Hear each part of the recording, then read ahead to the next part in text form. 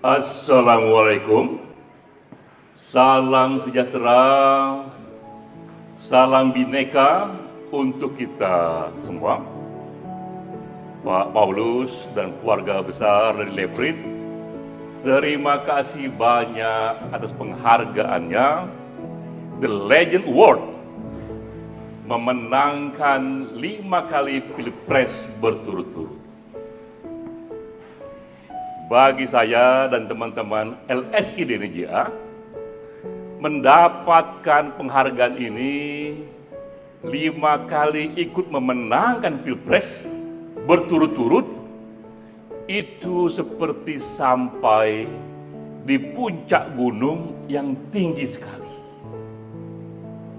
Begitu tinggi tempat itu, mungkin puncak gunung itu belum pernah disentuh oleh siapapun.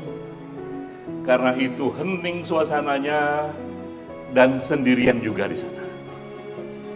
Karena memang jika kita melihat data sejarah, di aneka negara demokrasi belum pernah terjadi satu konsultan politik yang tercatat berhasil memenangkan presiden di negaranya 5 kali berturut-turut. Belum pernah juga terjadi di negaranya konsultan politik yang memenangkan misalnya juga Perdana Menteri 5 kali berturut-turut. Ini pencapaian yang memang sulit, bisa dikatakan kombinasi unik dari kerja keras, kerja cerdas, dan keberuntungan di sana. Ini 5 kali berturut-turut berarti waktunya pun 5 kali 5 tahun itu 25 tahun. Dan bisa kita bayangkan apalagi jika ada unsur keberuntungan di sana, ini prestasi yang juga akan sulit untuk dipecahkan. Namun yang membuat kita lebih bangga lagi adalah gagasan besar di belakang itu. Gagasan besar di belakang berhasilnya ikut memenangkan 5 kali pilpres berturut-turut. Apakah itu? Ini adalah penanda buah yang paling manis dari datangnya politik baru. LSI DNJA yang dianggap the founder dari konsultan politik di Indonesia, gagasan besar di belakangnya ikut membawa datangnya politik baru, katakanlah ini politik 2.0, ya kombinasi antara politik demokrasi yang dikawinkan dengan ilmu pengetahuan. Politik demokrasi yang dikawinkan dengan ilmu pengetahuan. Ini pesan yang selalu kita berikan kepada siapapun yang ingin menjadi pemimpin di Indonesia, jadi bupati, wali kota, gubernur, apalagi presiden. Pahamilah hukum besi dari politik baru. Pertama adalah perilaku pemilih di politik demokrasi. One man, one vote. Karena itu dengarlah the heart and the mind of the people. Suara rakyat banyak yang jumlahnya saat ini 204 juta pemilih.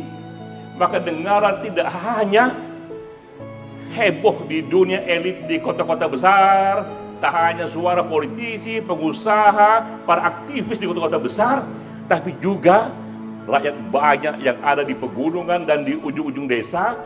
Karena dalam politik demokrasi, dalam perilaku pemilih, one man, one vote. Suara satu orang profesor di universitas di Jakarta sama nilainya dengan satu suara petani di ujung Papua sana, di pegunungan di Aceh sana. Suara para aktivis, satu aktivis di Mensos sama nilainya dengan suara satu buruh di ujung-ujung kota di Papua, di Maluku, di Kalimantan. Karena prinsipnya one man, one vote. Karena itu dengarlah suara mereka, merekalah yang menentukan kemenangan. Bahkan dalam populasi Indonesia ini demografinya, pemilih yang tak lulus SD, tak lulus SMP, jumlah mereka 60%. Begitu banyaknya.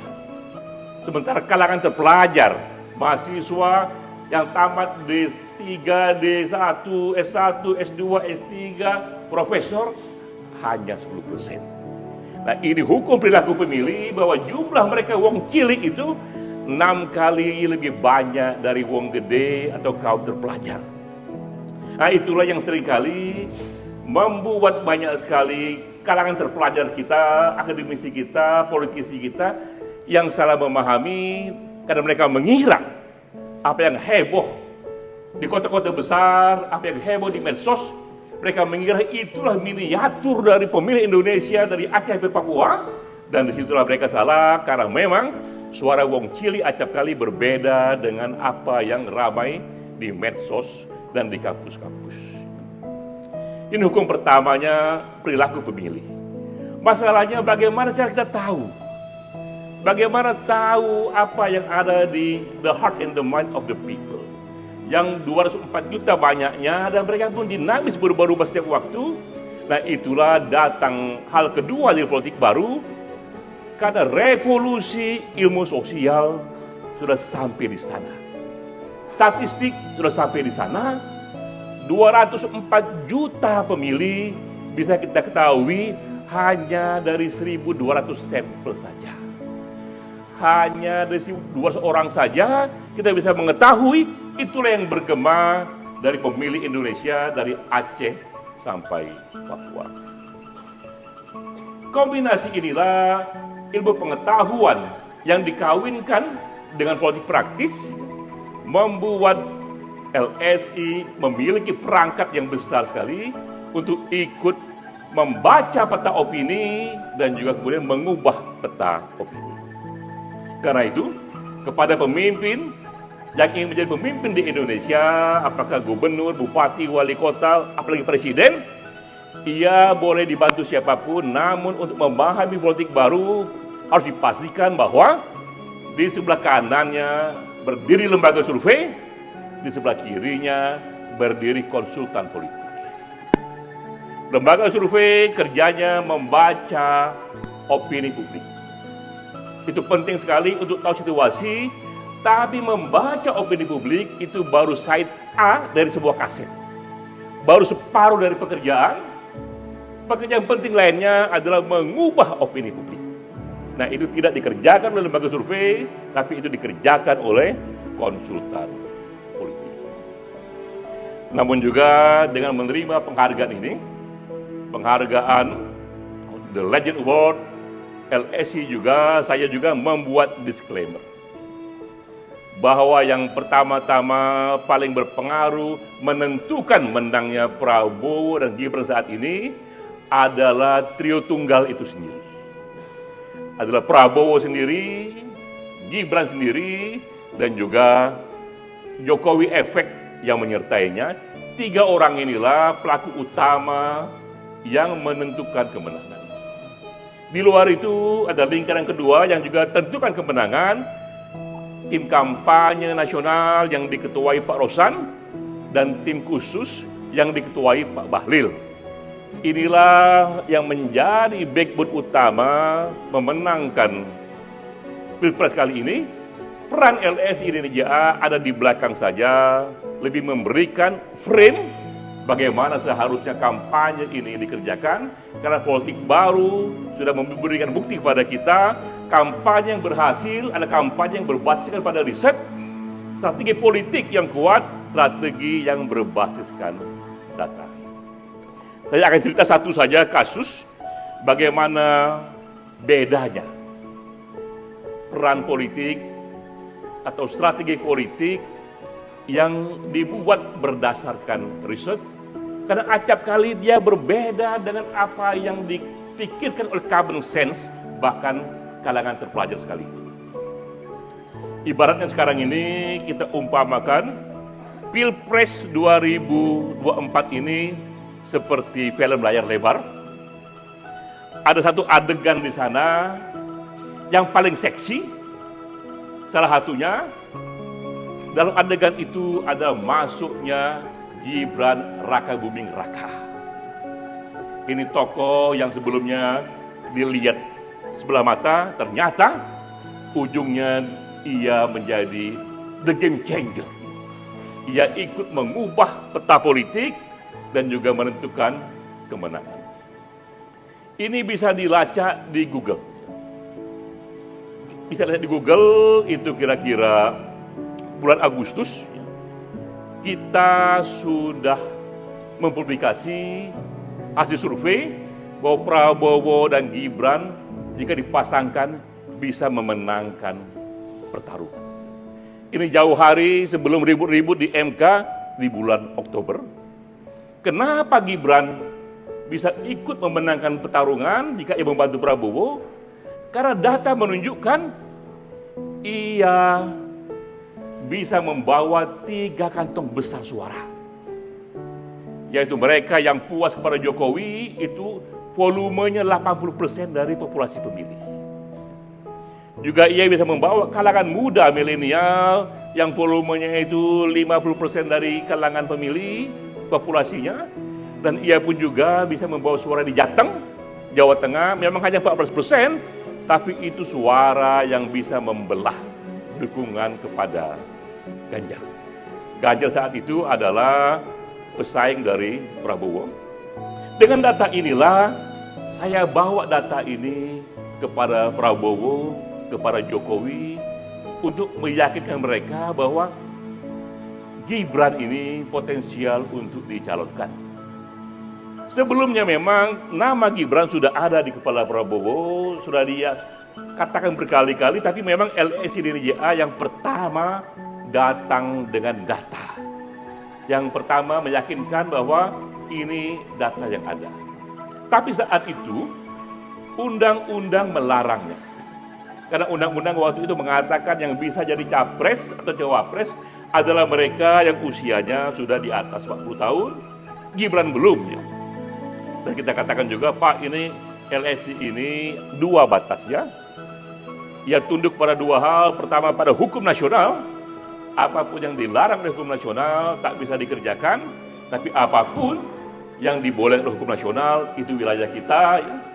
Batas kedua adalah langit yang biru. Bahwa kreativitas kita ini setinggi langit tak berbatas. Apapun bisa kita bayangkan, bisa kita imajinasikan, sejauh bisa membawa pada kemenangan, tapi tetap batasnya adalah undang-undang. Terjadilah itu, peristiwa itu yang heboh itu. Akhirnya MK membuat satu putusan baru yang akhirnya membuat Gibran berhasil menjadi calon wakil presiden. Apa yang terjadi kemudian? Terjadi luar biasa sekali, heboh sekali, hantaman kepada Gibran, hantaman kepada Jokowi, hantaman kepada Prabowo yang keras sekali.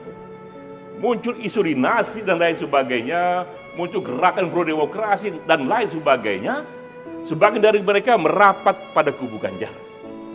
Itu yang common sense yang kita lihat. Kubu Ganjar pun luar biasa kerasnya. Mereka menghantam pada Jokowi, bahkan Megawati sendiri mengatakan Orde Baru lahir kembali. Common sense orang waktu itu, betapa nanti ini suara Prabowo dan Gibran akan turun drastis sekali. Dan betapa Ganjar akan naik tinggi sekali. Itulah common sense saat itu, masuk akal dari kalangan terpelajar. Tapi kemudian, berapa minggu kemudian LSI membuat survei dan kita umumkan hasilnya, yang terjadi sebaliknya. Prabowo Gibran naik tinggi sekali, Ganjar dan Mahfud turunnya, melorotnya juga rendah sekali. Sebelum Gibran masuk pertarungan, antara Prabowo dan Ganjar itu selalu saling mengalahkan di angka 35%, 33%, selalu begitu. Ketika datang Gibran disikat, Jokowi disikat, yang terjadi sebaliknya, Prabowo naik melejit sekali, melampaui 40%, dan Ganjar turun, melorot di bawah 27%. Inilah data yang ada. Waktu kita publikasi ini, banyak sekali yang tak percaya, ini pastilah manipulasi, abrakadabra dari lembaga survei, mustahil ini terjadi. karena mereka menggunakan common sense kalangan terpelajar, tapi kita yang punya data mengerti bahwa inilah yang akan terjadi. Mengapa? Karena terjadi eksodus yang besar sekali dari mereka yang puas dengan Jokowi, yang selama ini ada di Ganjar, karena mereka disikat di kubu sana, mereka pergi ramai-ramai bermigrasi ke Prabowo. Sementara yang puas pada Jokowi ini 80% jumlahnya, akibatnya kubu Ganjar ditinggalkan oleh mereka yang puas pada Jokowi melorot rendah sekali, dan Prabowo sama Gibran naik tinggi sekali. Nah, ini yang terjadi, dan ini sekali lagi hanya bisa dibaca oleh data, hanya bisa dibaca oleh survei, dan itulah bukti betapa memang revolusi dalam ilmu sosial itu terjadi. Dan sejak tahun 2004, 2009 sampai 2024, LSI sudah mengumumkan siapa yang menang, berikut juga dengan angkanya. Nah, sekarang kita lihat contoh datanya ya. Ini pemilu 2024 yang baru saja selesai. Banyak yang kaget, kok bisa Prabowo dan Gibran angkanya tinggi sekali, di angka 58% lebih rata-rata. Banyak yang heran, kalau kita melihat dari jejak digital, angka ini sudah diumumkan oleh LSI dan IJA seminggu sebelum hari pencoblosan. Itu di Google ada datanya, kita katakan, oh Prabowo dan Gibran potensial menang dengan interval yang paling ujung adalah 58,3% jika ia berhasil mendapatkan banyak hal yang masih mengambang saat itu. Jadi angka 58% itu sudah kita umumkan seminggu sebelum hari pencoblosan. Banyak juga yang heran kemudian, apa iya Ganjar bisa serendah ini 16%? Ganjar pun ketika diwawancarai ditanya, bagaimana Pak Ganjar? Tanya balik oleh Ganjar, apa iya saya bisa serendah ini? Dan KPU sudah 60% lebih, Ganjar memang segitu dukungannya. Namun sekali lagi lihat di jejak digital di Google, seminggu sebelumnya survei LSI dan JA sudah mengabarkan itu. Ada datanya dan kita katakan bahwa Ganjar bisa melorot rendah sekali dalam interval yang ujungnya adalah 16, sekian persen. Jadi angka itu sudah kita nyatakan. Sekali lagi inilah yang membuat kita bisa membuka mata. Tak ada yang lebih kuat dari fakta, tak ada yang lebih kuat dari data, karena itu bisa kita lacak keberadaannya melalui digital, melalui Google Search ini. Begitu hebatnya revolusi ilmu pengetahuan yang datang kali ini, sehingga pertarungan politik bisa menjadi lebih pasti karena sains masuk ke sana. Jadi itulah yang membuat kita gembira, karena LSI ikut membawa politik baru itu, kawinnya politik praktis dengan ilmu pengetahuan. Sekali lagi terima kasih banyak atas penghargaan ini. Tapi The Legend Award ini tidak hanya untuk saya, ini untuk teman-teman LSI. Ini kerja tim. Saya hanya penulis lagunya saja. Pemain musiknya adalah semua teman-teman di sini. Saya paling jauh menjadi konduktornya saja. Tapi teman-teman semua yang bekerja di sini, dan penghargaan ini, The Legend Award, 5 kali ikut memenangkan presiden berturut-turut, memang itu sebuah pencapaian. Dan kita senang karena di dalamnya membawa pesan yang jauh lebih besar, bahwa telah datang kepada kita dengan contoh buah yang paling manis, bahwa memang politik baru itu telah datang ke sini, yaitu politik yang mengawinkan politik demokrasi dan ilmu pengetahuan. Wassalamualaikum warahmatullahi wabarakatuh.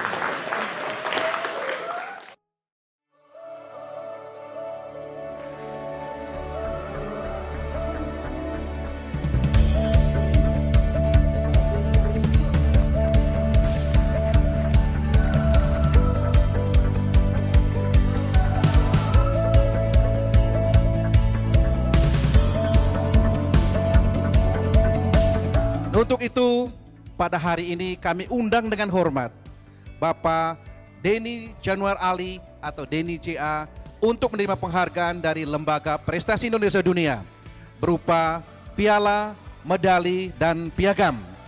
Dan ini piagam yang ke-11 yang kami berikan. Kepada Bapak kami persilakan.